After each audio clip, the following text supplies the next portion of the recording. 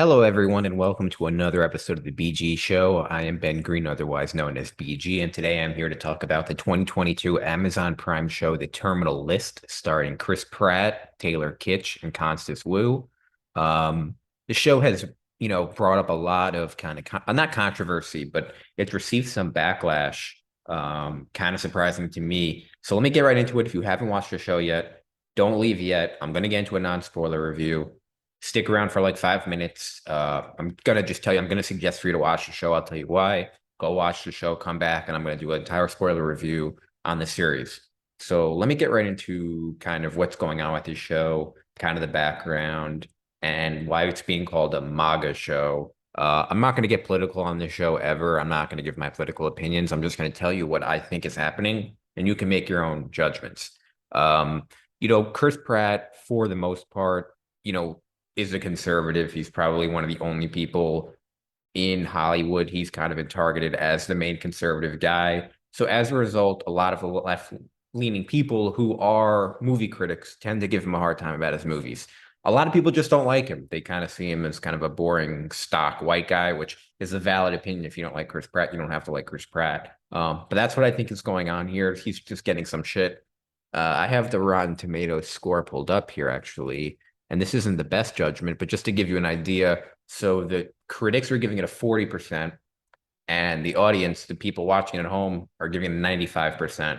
So that just kind of gives you a little bit of the disconnect. Anytime you see that, there has to be something going on here. I think another thing that's going on here is, you know, obviously there's a lot of talks about guns in this country, and this movie is just guns on top of guns on top of guns, but that's what a show about a Navy SEAL is, and that's what the plot of the show is. So I think it's being unfairly labeled as a quote unquote MAGA show. It's definitely very heavy with guns. If you don't like guns, if you don't like gun culture, if you don't want to see guns, this isn't the show for you.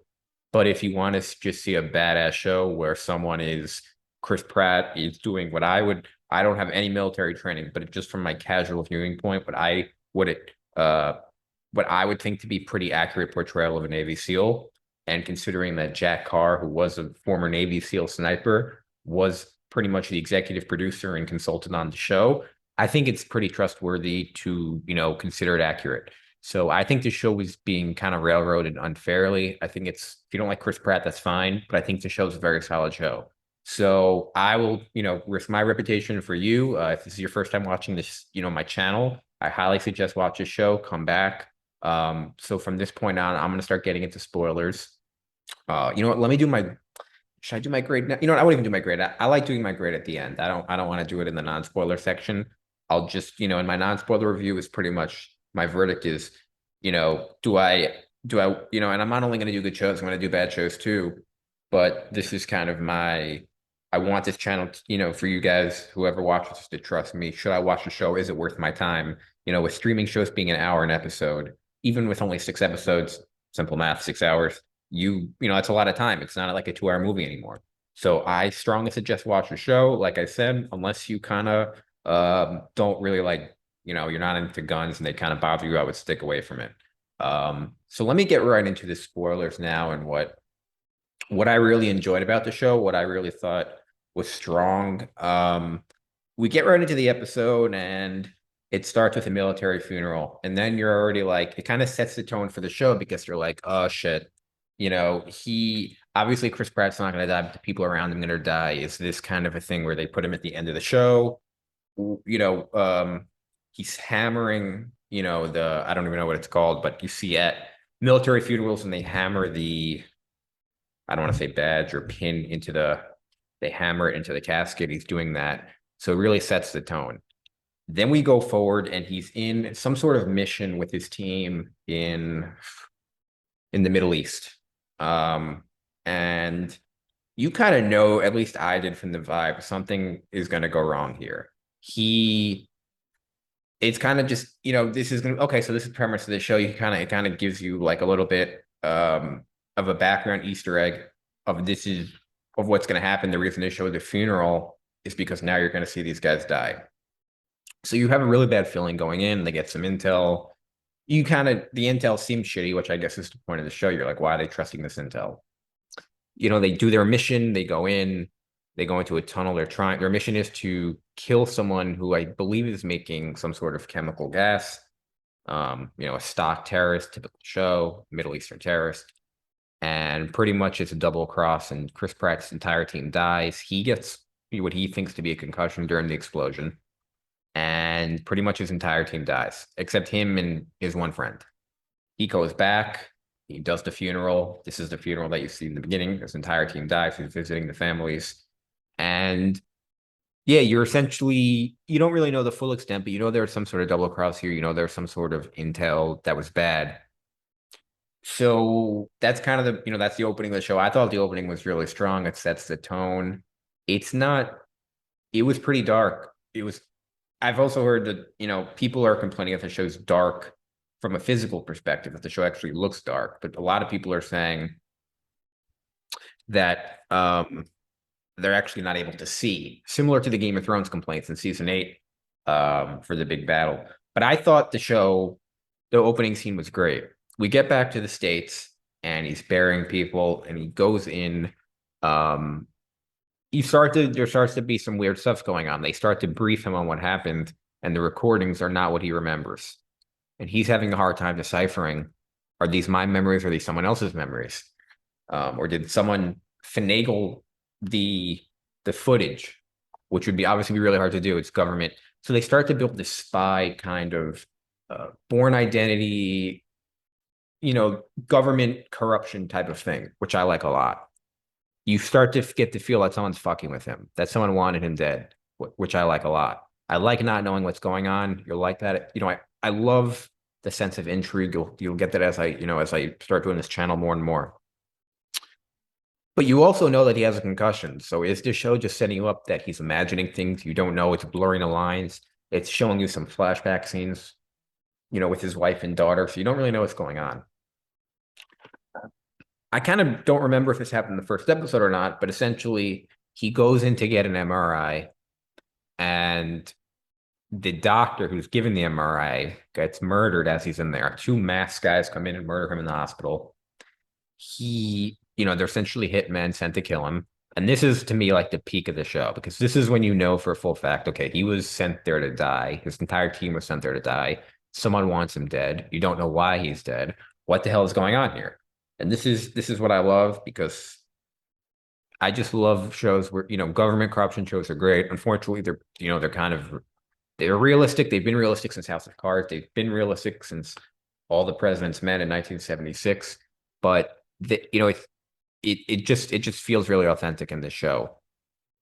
So he gets into this really crazy battle, which it almost, at least you, makes you kind of almost like cringe a little bit, because he's like in a hospital gown, he's got no protection, and he manages to stab one of the guys in the forearm. And what he realizes is the guy one of the hitmen has his gun that he keeps by his bed. And that's when it clicks in his head. He's like, oh shit, well, if this guy has my gun, that means he's been in my house. And then it immediately hits you like, oh shit, his wife and his kid are going to be in danger. And he's rushing home, and you're thinking like, this is really, I think, the tipping point of the show, because if his wife and daughter are still alive when he gets home, the show isn't that dark. It's kind of still a feel-good show. But when you get home and you see his wife and daughter are dead on the floor, not just his wife, but his daughter, and they killed the kid too, you're like, oh, this show's off the rails. He's going to go off the rails. Here we go. It was really dark, definitely probably a triggering moment for a lot of people, which, going back to the beginning of my video, this is why I think it's probably another reason why it's getting some shit. This show does stuff, and we're seeing this more and more in streaming that we're not used to. I don't think we're used to seeing kids get killed. Even if we don't see it, they just never do it. They're not used to doing it on these type of action movies, but they did it here. I think Chris Pratt's acting in this scene was good. I think in general, he's really bringing it to show. And so now you're at this point where people were sent to kill him, and you're almost thinking in your head, like, how can someone so brazenly just send two hitmen in broad daylight to kill you in a hospital? Like, there's evidence, there's security cameras, what the fuck? So you go back to and then they go back and you realize the NCIS guy is investigating. So they bring another guy in. And this is the thing, they keep feeding you more and more government people. NCIS, FBI, CIA, Navy SEAL, Department of Defense, the Homeland Security, and you're just seeing how much red tape is in the government and how much, even if you're a good person, you get caught up in all this bullshit, and next thing you know, you're compromised. So he's so we still don't know what's going on. Why are these Navy SEALs killed? We start getting more information on this guy, Steve Horn. Steve Horn is played by Jai Courtney. You might know, and this is a kind of a funny combo. So not funny, but if you might recognize it from superhero movies. Jai Courtney plays Captain Boomerang in Suicide Squad. Suicide Squad was, of course, directed by James Gunn. James Gunn's brother, I don't know if his older or younger brother, Sean Gunn, who was he's kind of the stand in a lot of green screen stuff. He was the associate, the one, kind of his liaison type problem solver. So that was kind of a funny connection since they definitely know each other from that movie. I thought seeing Jai, he's perfect casting for this. Kind of, I guess, supposed to be a guy who dropped out of the Navy SEALs and now is some sort of billionaire somehow, even though he comes off as a jock, somehow made billions. He has in taking controlling interest, and this is where the show it gets a little bit confusing, but it's not too much. I think it's just enough. He took controlling interest in a company with this bald guy. And so he's the majority shareholder. The bald guy still has an interest, and they're kind of butting heads because the bald guy knows he's kind of a snake. And Steve Horn, Jai Courtney, wants to turn, this company into something that it's not. He has some sort of patent. He wants to kind of change it, and they're kind of butting heads. But you still don't know, and you kind of realize that this Steve Horn guy is maybe the bad guy, possibly the bad guy. So Sean Gunn comes in. You know what? I'm skipping ahead too much. Let's take a step back. Let's go back to the hospital scene. Chris Pratt, obviously, you're like, wait a second. Well, okay, Chris Pratt got attacked. There must be evidence at the hospital, but the hospital scene got cleaned up. So you're like, oh, this is super, super deep rooted. Someone cleaned up the scene, and Chris Pratt starts to theorize that it's NCIS, that this guy at NCIS, this blonde dude, is compromised. He's working for them. He does this thing where he's at his computer and he just looks at his eyes and he does like a flashback and he thinks it's the killer. So this is what the show does really well is it puts Chris Pratt in almost every single situation to have every single type of like tactical thing. So here he's trying to break and enter without leaving any evidence. So he takes like a picture of the lock. He pretends to be a resident at this NCIS guy's apartment, and he pretty much surveys the whole place. And he builds an exact replica of the lock, so he's able to pick it. He breaks in at night. He sticks a gun in the guy's mouth, and he pretty much asks him, all this information. A fight breaks out, kills the guy, and that's how episode 2 ends. And at this point, you're like, holy shit, what's going on? You'd think the NCIS guy was the hitman, but then they look at both of his arms and he doesn't have the stab wound that the hitman has. So you're like, shit, it's not this guy. At this point, I really like where the show is. You don't know where the corruption is coming from because you have the people in Steve Horn's company and you have the people in the government. And it's kind of jaded. Who are the good guys and who are the bad guys? I think that the show, Sean Gunn walks into Steve Horn's office, and then that's the scene in episode 3, I believe, where you find out that Sean Gunn and Steve Horn had his family killed, had Chris Pratt's family killed. And I think this is the part where I was kind of disappointed because I like the mystery and the intrigue, and I think they revealed way too early who the villain of the show was. I think, Steve Horn should have been someone who gets revealed later on in the show, episode 5, episode 6, not someone it was almost episode 2 or 3. I thought was way too early.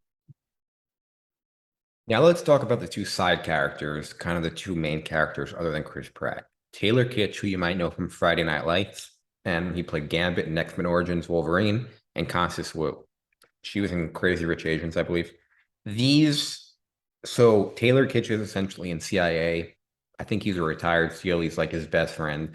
And he's basically the Deus Ex Machina device that allows you to get any information he wants. Anytime Chris Pratt is in a pickle, his friend Taylor Kitsch, who I think was a good casting, kind of believable, just kind of a cool guy. He just drinks beer and says brother a lot. That's all he does the entire show. Brother, brother, brother. And so he's basically the writer's device to get Chris Pratt out of jams, which honestly, I don't care. He's the quote unquote guy in the chair, as they say in the Spider-Man movies. I think he does a really good job. I think he's believable. Is probably not somebody who could carry the show as the main character, but if you put him as the number two, as a Scottie Pippen to Chris Pratt's Michael Jordan, I think he does really well. Constance Wu is a reporter, and she kind of plays a surrogate. They each play a side. So Taylor Kitsch is the kind of the writer's device, and I think Constance Wu is the audience device. She is the audience. She's supposed to be the people being like, wait a second, this doesn't make any sense. She's the only person kind of digging, digging, digging. And I think it builds up a lot of suspense because it shows you the dangers of not only being a Navy SEAL, but also shows you the dangers of being a reporter and digging into things that are dangerous. And she's not able to protect herself like Chris Pratt is. She's not, So I think, when they kind of have run-ins, it's kind of hard for me to go scene by scene. It's too long of a show. Let me just kind of, now that I've kind of broken down kind of the main thing of where we are, scenes that go on, they kind of have their main scene. They meet in kind of a coffee shop, and Chris Pratt's being all paranoid. We're being watched on satellites, and for a second, you're like, oh, this guy's totally losing his mind. He's off the reservation. As it turns out, someone was following them. He crashes his car intentionally, bang, shoots him dead. This guy in the car actually is Jack Carr. Jack Carr, as a cameo, is the executive producer and writer of the Terminal List book. So this was a pretty cool cameo, which I didn't even know at the time.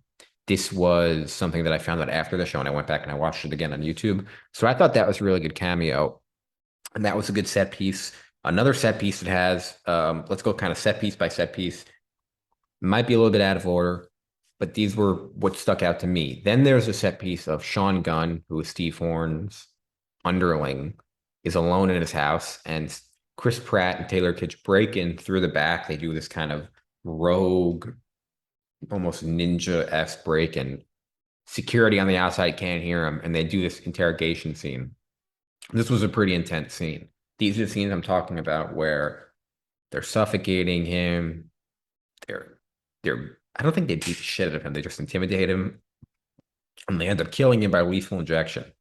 So this show is just really, really raw, really intense. Definitely not a kid show. But that scene, that was just a scene that, that stood out. I thought it happened just way too early that, he died. He's mowing people down. I was expecting there to be more build up, more suspense, but these streaming shows are a little bit different. They kind of take off. I guess I was thinking more of a network TV thing where they build it up towards the end. But yeah, they take out Sean Gunn. Sean Gunn's dead. Moving on to the next thing, he has a sniper scene. He gets a name from Sean Gunn, another guy who is somewhere in the ranks responsible for his wife's death. They have a whole sniper scene, and I kind of laughed at this scene because I've always had the joke that Chris Pratt probably is really pissed that he wasn't an American Sniper and that it's probably been bothering him for years. So I think the fact that he had a sniper scene and even turned the hat backwards and he did the whole thing, I think I don't want to say it's a nod to American Sniper. I think it's a nod to Jack Carr, who was a sniper as a SEAL. But I think it definitely, Chris Pratt definitely wants to make a sniper movie and kind of can't because Bradley Cooper has cornered that market with that movie. But it was a really good scene. He snipes the guy. I don't know if this is realistic or not. Like I said, I have no training. It definitely seems somewhat unrealistic and a very hard shot as the car is moving. But he takes out the car. That was another set piece that stood out. Then, and as this is going on, it start to click in your head. Oh, so this is what the terminal list means. This is what it means. Multiple things. The terminal list was, the people that died, his teammates, but then the terminal list was also the list of people he's killing who are responsible. And eventually he kills, let's talk about how he kills Steve Horn. And so he finds out first that they're sicarios that were hired by Steve Horn from Mexico to kill his wife. Let's talk about why they were doing this. Let's talk about what the plot is. So as I mentioned before, the company that Steve Horn bought developed a technology to implant something in a soldier's brain to try and stop PTSD. That was their big bet. That was their big investment. And if they hit on this obviously would be worth billions, maybe even trillions. I mean, to stop PTSD the applications are endless. So So as it turns out, this technology, the PAT was like R and a number R543 something something. Turned out it gave these soldiers brain tumors. So Chris Pratt's entire team had brain tumors, hence the terminal list. So the terminal list isn't only the list that Chris Pratt is killing, the terminal list was the list of SEALs that were going to die because they had brain tumors. Their way of covering up this list, covering up this thing, is to send these people on a mission that they knew they would get them killed. They all get killed in a mission. No one finds out about it. If they found out about this, that they illegally injected SEALs unknowingly with this, um, whatever this is, this injection of this technology. I don't know if it's what the hell it was. Um, Essentially, everyone would go to jail. So this is all a cover up. They try to make Chris Pratt seem crazy from the concussion, and which is why, the fact that Chris Pratt survived, this is why they're trying to kill him. And it all leads back to Steve Horn wants him dead, and the people in the Department of Defense want him dead. Everyone wants him dead. And it turns out that Constance Wu discovers a cap table, which is essentially a breakdown of payments sent to shell companies, all these fake companies. And these are all the people who are getting paid. And once Chris Pratt finds out about this, that becomes his terminal list. Who's getting paid? I think it's 12 to $15 million per person to essentially have all these people killed.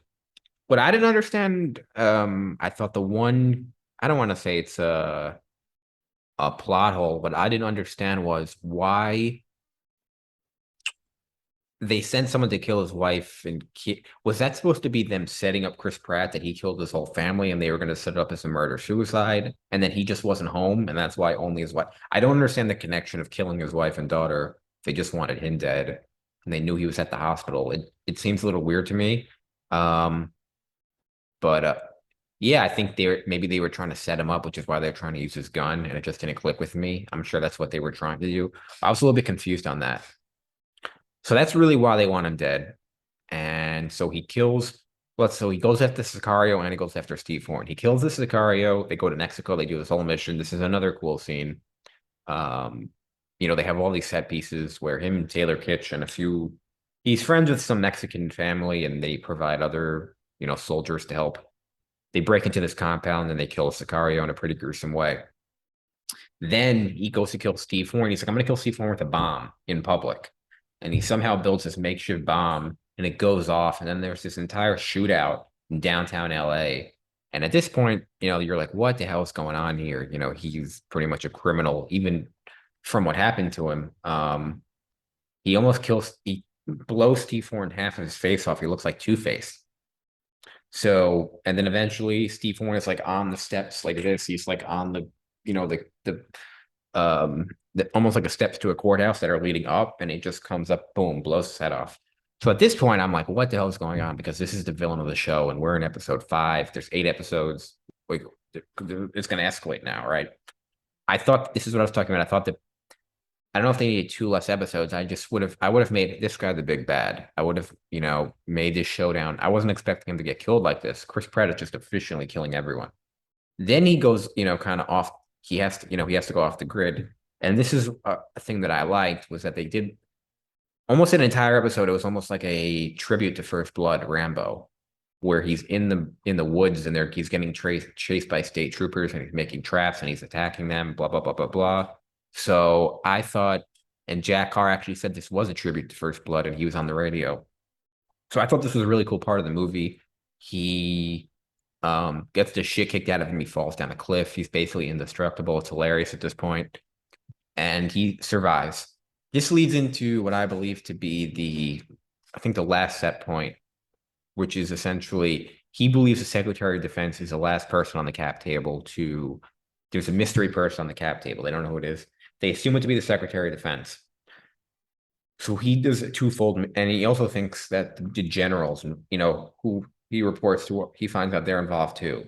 So he essentially kidnaps one of the general's families, wraps a bomb around this guy, makes him go into the office of the other guy, kills them both. Boom, explosion. As this is going on, he then decides they're going to break into this compound with the Secretary of Defense because he believes that, played by Janine Triplehorn, that she's the last person on the cap table. He mows down everyone in this compound. This is like a commando thing. And if you're someone who kind of like, if you're going to worry about, oh, this is realistic, it's not realistic. The show obviously is not realistic. I've kind of been all over the place. It's hard for me to, wrap this show in order. It's just Chris Pratt mowing people down left and right, as you can tell from this review. He mows down this entire, everyone. He kills someone with a fucking axe, boom, in the head, literally bang in the middle of the head, axe. He kills someone every which way. He never misses a shot.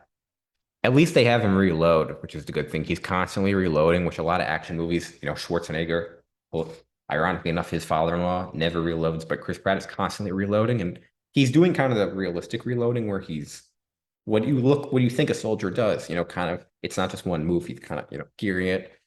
And so he does a really good job. He eventually gets to the Secretary of Defense. He mows down all of her personal security.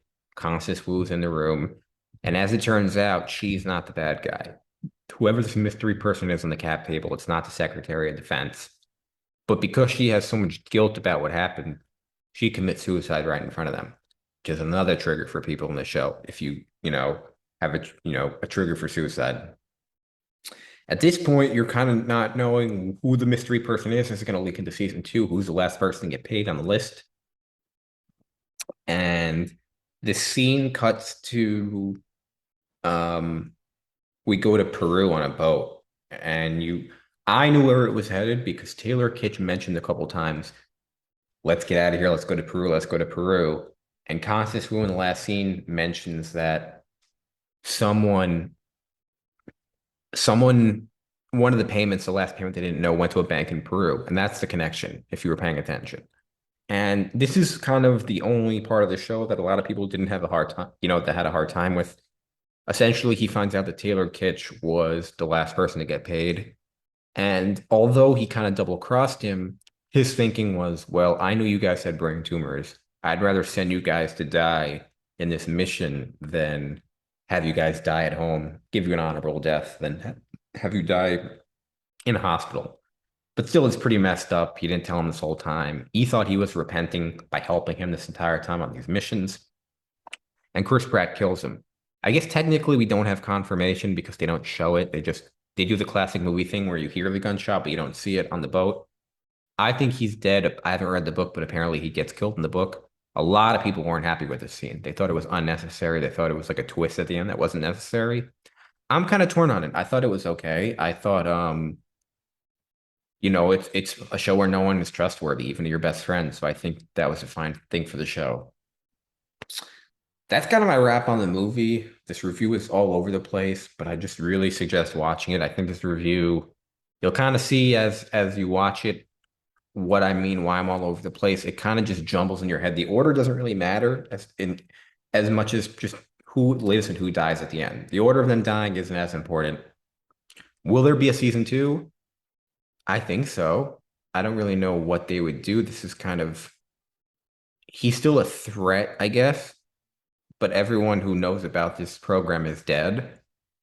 Most shows are, would be better off. A lot of shows are, like Bodyguard are good with one season, but Amazon Prime, I'm sure they want to make a season 2. The character's great. I just don't know if they have enough runway to do what they do, but I'm sure they'll figure it out. Was this Chris Pratt's best performance? Let's think about it. He was obviously in the Jurassic movies. He was in Guardians of the Galaxy. He was in the Tomorrow War. I'm gonna say yes. I think. Well, actually, I'll say this or Guardians 1. I think Guardians 1. That's his breakout role. That's what got him famous. It's different though because that's a comedic role and this is an action movie. I think you know what? I'm gonna put this ahead of Guardians 1. I think this is Chris Pratt's best performance. I thought this was. I think he really, really, really delivers. I think he's a really believable Navy SEAL, much more believable than if you had someone like Schwarzenegger who's like juiced to the gills. He's big enough, but he's not, he's also kind of rough and tumble enough to believe he's a SEAL.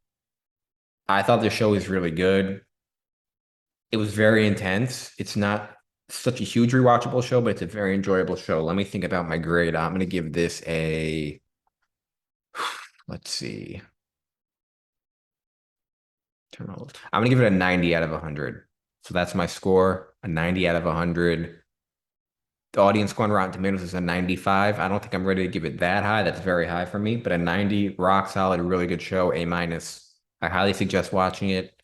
If this is your first time watching my channel, I just got started here. I'm always trying to improve the audio, video quality, the intros, the outros, everything that I'm doing. I'm going to be constantly posting both content, Marvel, DC, Star Wars, streaming shows. So if you're watching this and you got to the end, thanks a lot for watching. Um, Comment, like, subscribe. I'd love to hear your thoughts about this movie. I'd love to hear feedback about my channel. Thanks for watching again. I'll see you guys on the next one. Bye.